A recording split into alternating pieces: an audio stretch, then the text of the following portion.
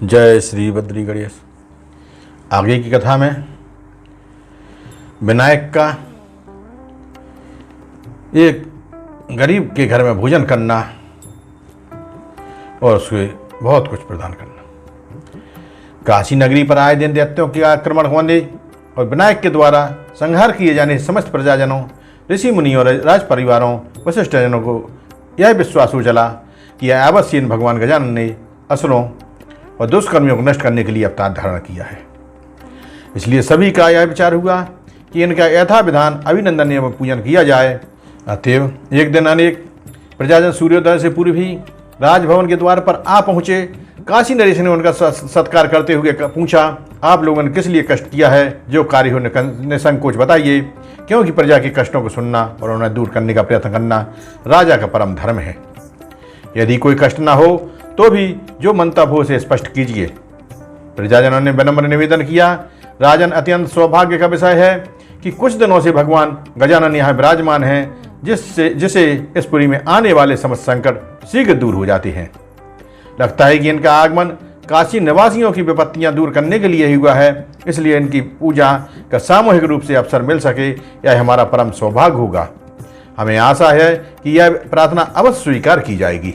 महाराज ने स्वीकार कर लेने से उनका हार्दिक अभिनंदन किया। तदुपरांत धार्मिक और निर्धन सभी यह चाहने लगे कि विनायक भगवान हमारे घर पधार कर भोजन करें।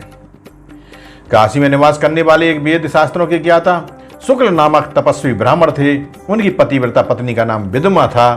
यह ब्राह्मण अत्यंत निर्धन थे। जो कुछ भी देवेक्षा से सौदा प्राप्त हो जाता था उसी में जीवन यापन किया करते थे।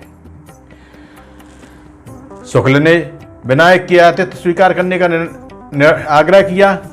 भगवान तो किसी के ऐश्वर्य के भूखे नहीं, भावना के भूखे हैं। उन विद्रमा ने भिक्षा में प्राप्त रूखे सूखे समस्त अन्न को एक साथ पीसकर पिष्ठी सी बनाकर पका डाली थी। कुछ चावलों को पानी के साथ पकाकर पतला भात बना लिया था। उन्हें शंका थी कि क्या भगवान विनायक उसका अस्वादु भोजन अंगीकार करेंगे, इसलिए वह बहुत ही चिंतातुर थी। विनायक देव पधारे। विद्रमा ने उठकर भावात्मक ढंग से उनकी स्तुति की, किंतु लज्जा के कारण भोजन नहीं परोसा।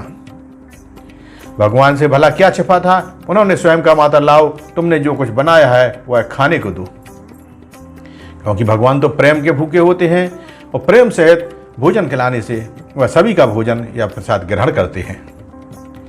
माता के संबोधन ने विद्रमा को निहाल कर दिया।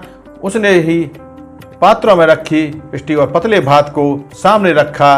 विनायक ने उन्हें बड़े स्वाद से खाया और बोले, वाह कैसा अद्भुत स्वाद था, इतना सुस्वादु भोजन तो मैंने आज तक नहीं किया। भोजन के पश्चात उन्होंने जल से हाथ धोकर कुल्ला किया, फिर बोले, निष्पाप विप्र पर मैं तुम्हारी भक्ति से प्रसन्न हूं, इसलिए इच्छित वर मांग लो। शुक्ल ने निवेदन किया, प्रभु आपने संपन्न लोगों के आग्रह की उपेक्षा करें मुझे रंग को दर्शन देके कृतार्थ किया है, अर्थात मुझे गरीब आदमी को दर्शन देके आपने मेरे ऊपर बहुत अच्छी कृपा की है। यह मेरा परम सौभाग्य है। हे नाथ, मैं आपकी अनन्य भक्ति मांगता हूँ, अर्थात कृपा कर वही मुझे दीजिए। ऐसा ही हो कहकर भगवान विनायक वहां से चल दिए।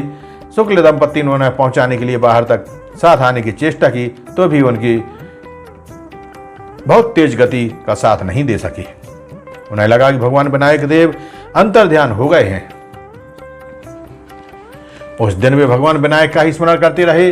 रात्रि में भूखे ही सो गए, किंतु प्रातः काल उठे तो उनके आश्चर्य की सीमा न रही। उनका पुराना टूटा फूटा घर न जाने कहां गया था। आंख खुलते ही उन्होंने स्वयं को एक अत्यंत वैभवशाली भवन में पाया। वे सोचने लगे कि हम सब कैसे यहाँ आ गए। तभी कुछ सेवकों ने वहां आकर कहा, हम सब आपके सेवक हैं, आज्ञा कीजिए क्या करें। शुक्र समझ गए यह सब विनायक देव की ही कृपा है, अन्यथा मेरी यह जीर्ण शीर्ण कुटी इंद्र भवन के समान कैसे हो जाती। यह सब सेवक सेवकाएं कहाँ से आते। उन सर्वज्ञ प्रभु ने प्रत्यक्ष में तो कुछ नहीं दिया, किंतु परोक्ष रूप में हमें अतुलनीय वैभव प्रदान कर दिया। धन्य हो प्रभु, आपकी कृपा का वर्णन करने के लिए हमारे पास शब्द भी तो नहीं है। आपके चरणों में हमारा बारंबार नमस्कार है। ऐसा कहते कहते शुक्ल दंपत्ति भाव विभोर हो गए और उन्हें अपने शरीर की भी सुध न रही। अर्थात भगवान की जो सेवा सच्चे मन से करता है, भगवान उसे अवश्य कृपा करते हैं। ऐसा नहीं है कि भगवान कृपा ना करें। लेकिन भगवान के प्रति सच्ची भक्ति ही उनके प्रेम को दर्शाती है। जय श्री बद्री गणेश।